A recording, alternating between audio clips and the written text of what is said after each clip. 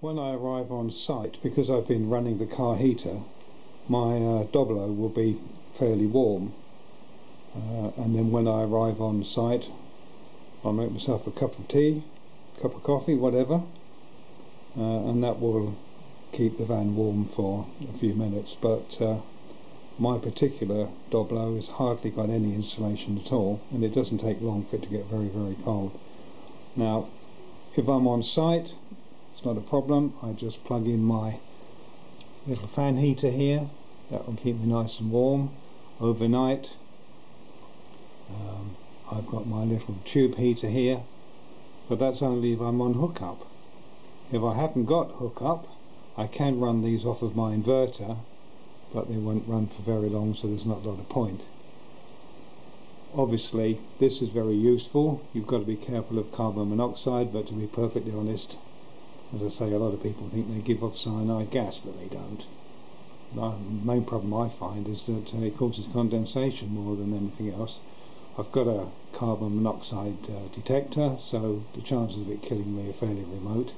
I most certainly wouldn't leave it running when I'm asleep, but I find it's a good solution. Now, I do have a 120 amp hour leisure battery, but obviously you realise you're not actually going to get that amount of power.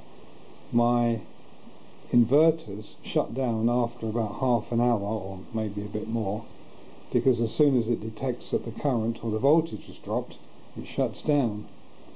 But I did see that my cool box, which uses 35 watts, will run forever, which got me thinking. Now, in the car I've got one of these heated seats, and this thing runs on 38 watts. So what I did was I took one, cut off the straps, and if I can demonstrate it here,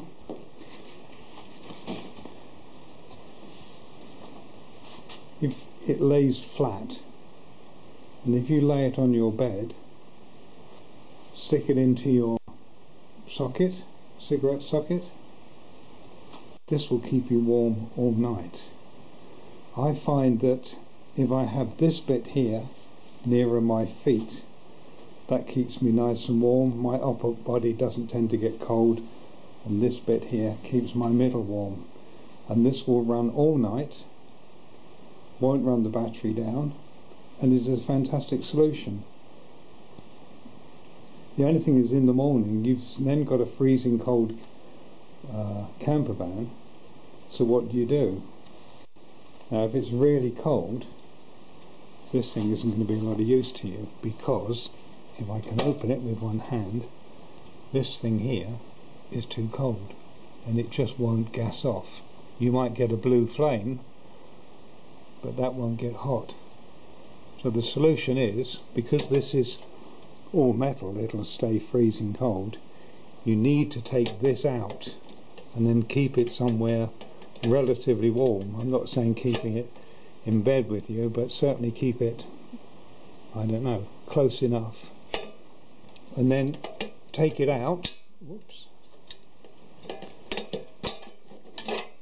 Try and keep it warm somewhere, and then in the morning,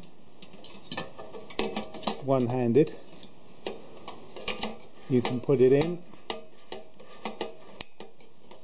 and it will work if it was put in correctly.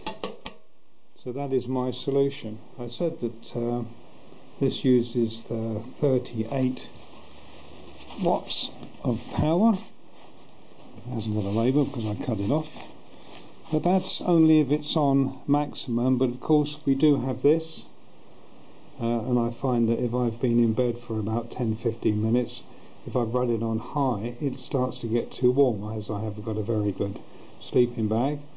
So that's on high, so I can turn it to low, which is using even less power. And as I say, I can run this all night, and it doesn't seem to do much to the battery at all. And then obviously you turn it off. I find this is incredibly warm, and it's certainly the best solution for keeping water. So here you can see the seat heater in situ. Is that clear? That then plugs into there, and then I've got my tube heater if I'm on site, and my nice fan heater that's kicking it out so I'm nice and warm. I just wish my Doblo had a bit more insulation, but it hasn't. So thanks for watching. I hope this is of some use. Go down to Aldi and buy a couple of these.